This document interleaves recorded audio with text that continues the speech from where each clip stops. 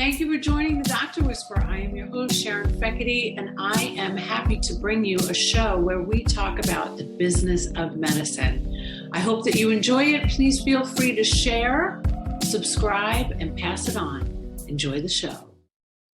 Hi there. Welcome to the show. I am very apprehensive about having this conversation today, but I have to because I've had so many alarming conversations as of the last 24 hours regarding mental health in the workplace. So I think, this is the Doctor Whisperer, where we talk about the business of medicine. We talk about a lot of things, and I am blessed enough to be able to bring my own content on my show. And I choose typically one time a month. There's no guest, it's just me.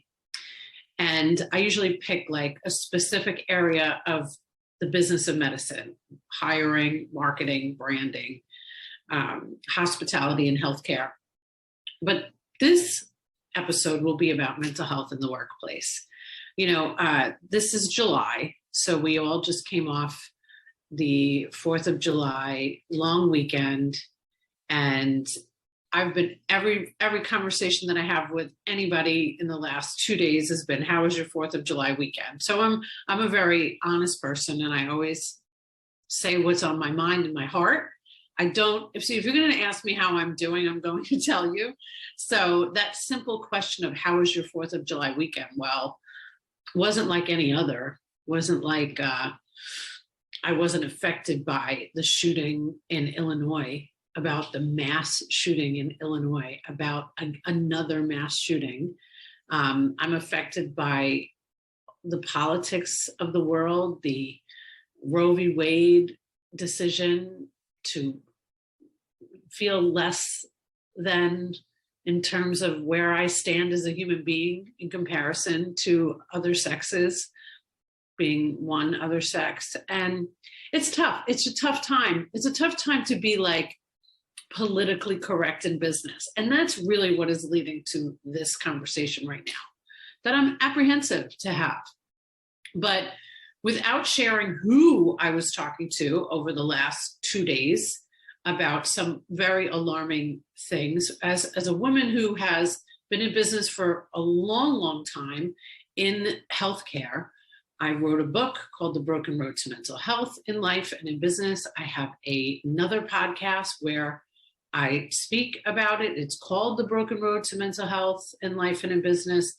We just brought on a new sponsor, TMS Advantage, which I'm very, very happy about because it's providing yet another resource for anybody that might be suffering with depression or anxiety or OCD. They are based here in Clearwater, but TMS is a modality that you can have covered by your insurance company to fight against depression, anxiety, OCD, any mental illness that you might be dealing with. And they are powered by Neurostar. So when I was thinking about what is this topic that I want to talk about today for my monthly segment on the show, I just have to share what has come to me. So I was interviewed recently on a show, and it was a business show, and we were talking about branding and marketing and all of the things that go on in business. In healthcare, it doesn't matter what business it is, it's all important. Hiring. And then, I always ask if we can talk about, when I'm being interviewed, I always ask if we can talk about mental health in the workplace. I ask because not everybody's going to be comfortable with that conversation. And it goes something like this. When somebody says yes, and they say, of course, that would be great. We haven't talked about that yet on the show. I think it's so important. And we have our own employees, so let's do that. And then it's the same thing as when I'm asked to speak at a workplace in a corporate setting, in a healthcare company about mental health in the workplace.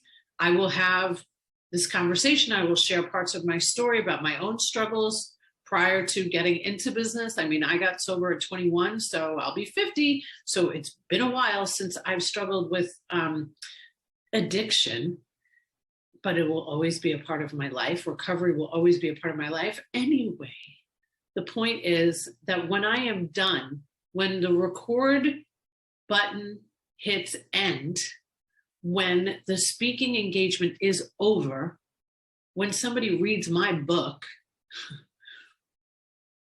I get all of this personal information, stuff that I would love that everybody got to hear and not just me, but there is still such a huge, I hate the word stigma.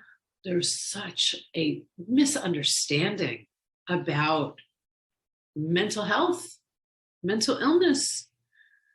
And usually when we hit end and we stop recording, I get the stuff that would really move the needle for people to really get an understanding, because it's more vulnerable, it's more personal. And I've heard about, suicide. I've heard about family members and these people that are interviewing me about addiction, about all of that. And then a very high level professional colleague of mine was talking about how you can't, in this practice, can't go see a mental health practitioner and have a record of that, or they could get fired. Okay. So they have to sneak around if they have like a little anxiety or they're going through a tumultuous time in their lives. Who isn't right now? Who isn't suffering from something? So there's so many layers. There's layers and layers upon layers upon layers about this mental health in the workplace. But I promise you, we are never going to be able to get to a place where people feel safe unless the hard things are discussed, which is what I feel like I'm doing now. If you work in an environment where it is not encouraged to go get help, to get on medication, to have your insurance cover TMS if you are suffering from OCD, if you are not encouraged to read as an employer from the big book of Alcoholics Anonymous that is actually titled To Employers, if this is not something that we bring into our workplace, we are going to see more devastation, more suicides, more overdoses. And if we can make such a great impact in the workplace, we really can. But it all starts with leadership. Who is going to say, you know what, guys, it's time we make a change. We see what's happening in our own personal lives and how it's affected me. I'm going to need to consider that everybody else in the company might be affected. Losing a life, a loved one through COVID-19, all of the racial unrest, all of the polarizing, insane anger that's been coming at us from the media. If you are not talking about this with your employees, what are you doing to encourage a culture that presents a safe space for people to share? Take a breath. Because I have heard some gnarly stuff over the last 48 hours. And these employers don't have a plan in place. I will be speaking on Saturday about mental health in the workplace. And I was told that they can't name it mental health in the workplace or people won't show up, because nobody wants anybody else to think that they might be having an issue. So we got to disguise it as something else. Well, truth be told, I don't care what you call it. That is what I'm going to be talking about. And we are going to move the needle because we are going to have hard conversations. we are also going to be empathetic, and we're going to think about that person who is suffering from extreme anxiety in your healthcare facility that wants to be promoted within your organization. But if they tell you, they most likely won't get that promotion. Or worse, they might get fired. And I will tell you an example of when that happened in my career. I was running a medical practice many years ago, and we had a woman who, it turns out, was being physically abused by her spouse, hiding it, lying about it. And then we started watching how the pills were being brought in. She was slurring her words. So thankfully, and this isn't ego, this is just reality. Thankfully, I'm sober. I had an EAP in place, an employee assistance program in place, so we could get her the help that she needed. Not fire her, not demote her, not make her feel bad, but encourage her to get well and to take the time that she needed to get well. We interrupt this awesome podcast to share with you about our sponsor, TIE Technology. TIE Technology was founded with the thought that every customer deserves exceptional customer services. So if you know of any company that has a phone system where the auto attendant doesn't really sound good, you press 1 and you think you're going to go to a live person, but you end up with a broken recording, it's probably time that you call TIE Technology. And if you mention this podcast, you will get the first 3 months for free. So make sure you mention the Dr. Whisperer podcast show. Check them out. It is heartbreaking to know that there are so many people that come to work every day that have just lost a parent, a daughter, a son, a brother via suicide or overdose, and they can't share it because of the unbelievable lack of education that employers have surrounding mental health. Gets me all teary-eyed. So this month, July, is, July spells out freedom, right? We celebrate our independence. It's hard to celebrate right now.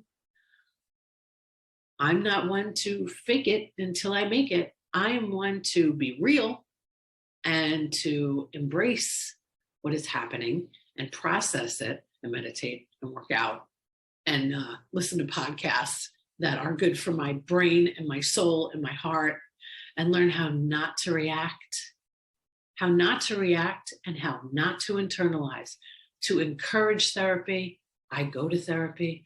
I go to recovery meetings. I speak about it as often as I can to try to normalize this conversation. But when we don't encourage this in our workplace, what is it going to even mean when 988 is the new 911 for mental health? It's happening July 16th. Now, July 16th is right around the corner. It is a new phone number for people to call during a mental health crisis. They're also scrambling to get enough people right now to work for 988, this crisis hotline, because they know they are going to be overwhelmed with phone calls because it is anonymous, it provides resources, and there are so many people that are struggling. It's a great thing. Let me say something. Hold up, Sharon, before I get all crazy about how there are, articles being written right now about how they're kind of scrambling to get enough people to work in these call centers. It is a great thing. It is a great thing that if somebody is feeling depressed or anxious, suicidal, that they can call 988 instead of 911, which is for first responders and police. This way, it's shifted to a more mental health crisis hotline. That's great. That's national. That is progress.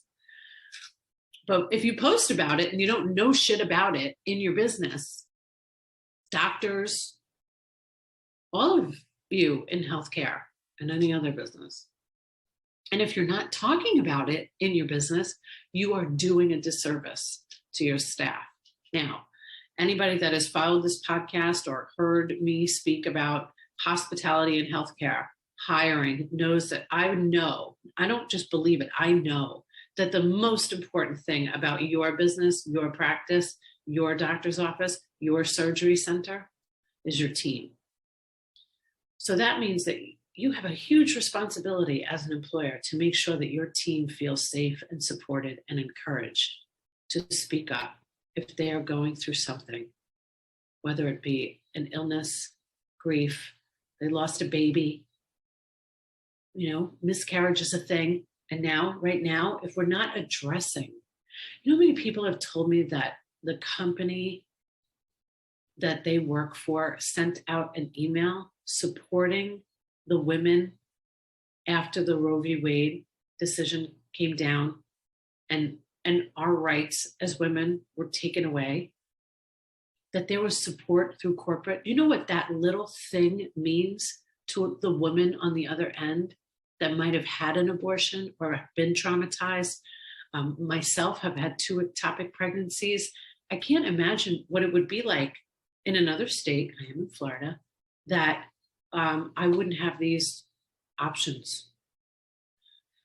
So it's been a lot. Like, I don't know how much trauma we can all go through together and not have road rage, not scream at their husband. I did recently because of my anger as a woman to have felt the pains of this decision that brought us back in time 50 years. And I've had to exercise and work on myself and step up my meetings and step up my recovery and step up. I listened to this wonderful, I'll share it here. I shared it on the Broken Road to Mental Health podcast. This wonderful Dr. Gabor Mate. Oh my goodness, if I could get him on the show. Well, that starts by me actually reaching out. So I will do that. I've said that now. I will reach out and see if I could get an interview. That would be amazing. Because he deals with trauma. And what I didn't realize in my anger was that I was reliving a lot of trauma that I went through as a woman losing a child twice. And it just brought it all up for me. So what did I do with that? I yelled at my husband about our differences in political beliefs. And my goal in life now, coming upon age 50, is to learn how not to react to anything. So I still have work to do. And I am somebody who has been working on myself since I'm 21 because I believe in recovery. I believe in hope. I believe in therapy. I believe in having these hard conversations. I believe that there is hope always. But I still have work to do. So imagine that person on the road that is raging because they got cut off, or that person that has shot up innocent people during a parade, what their lives have been like, and they're not getting any help. We can't just blame mental illness. That has always been, it's just amazing to me how ignorant that statement is. I have never taken a gun out and shot anybody. And I was depressed and suicidal. And, I can't even go there. I just want people to spend some time getting educated. That's all. Just getting educated. Just listening to Dr. Gabor Mate talk about trauma and the effects that has. And also, if somebody in your family is going through something, Do you know who needs to get help? You do. Not just the person that is suffering from depression or anxiety or addiction. You being a family member, you need to learn how to work on yourself. I needed to do that too. My family needed and needs to do that too. So I don't want to, am I sounding soapboxy? I hope not. I'm very passionate about this, obviously. It is very personal to me. It is very important. I really believe that we could do so much good in the workplace, in our doctor's offices, in our healthcare facilities, if we were to have some kind of empathy training, encourage employee assistance programs. I am partnered with a company in Ireland called I Am Here that brings mental wellness culture into your company. So inexpensive and so needed, so needed. So you'll be hearing more about that in the future. You'll hear more about it more so on the Broken Road to Mental Health podcast versus the Doctor Whisperer.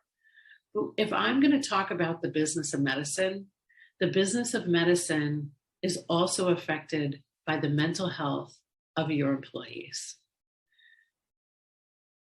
So I hope that you will take some time to bring somebody like me in who can speak to your organization about mental health in the workplace and how we can encourage safe spaces to share or be okay if somebody did have anxiety or depression, that they could be in a place where they could say something like that and not get fired and not get demoted and not be able to get that promotion that they deserve. I think that there is hope. I really do. But I hope that you don't wait until it's too late and you hear about that employee that has died by suicide. And you had an opportunity to make a difference as an employer. That doesn't mean you have to be a therapist or be a social worker, but you do need to have resources. But most important, you need to educate yourself. You need to know just enough to be dangerous, just enough to spot somebody out that might be struggling. And you need to have the courage to ask the right questions. Are you having suicidal thoughts? Are you okay? Do you need some time off? Do you need Joe Schmo to take over this project so you can spend some time grieving? Because did you lose a dog in the pandemic? What about a cat? I mean, really, anything right now, because of what we've all been through in this pandemic and beyond, everything is that much more like on our nerve endings. You'll be affected like that. So if you see somebody acting out or screaming in the hallway at a nurse or a doctor or the front office, maybe somebody in that organization needs to have the courage to say, hey, doc, are you okay? Is everything all right? Do you want to talk about something? Because, that was pretty explosive and I'm concerned. So that's my spiel for today, friends. Thank you so much for listening or for watching. I hope that you will consider implementing something in your work environment that is more than just, we do a mental wellness week. It's not enough. Not enough. You need more resources. So I hope you enjoyed the show, and I hope that you will pass this on to somebody that you know might need to hear it. And subscribe to the podcast. Thanks so much. So don't forget, if you mention that you've seen the show or listened to it on the podcast, mention Thai Technology and you will get 3 months for free. They're the best.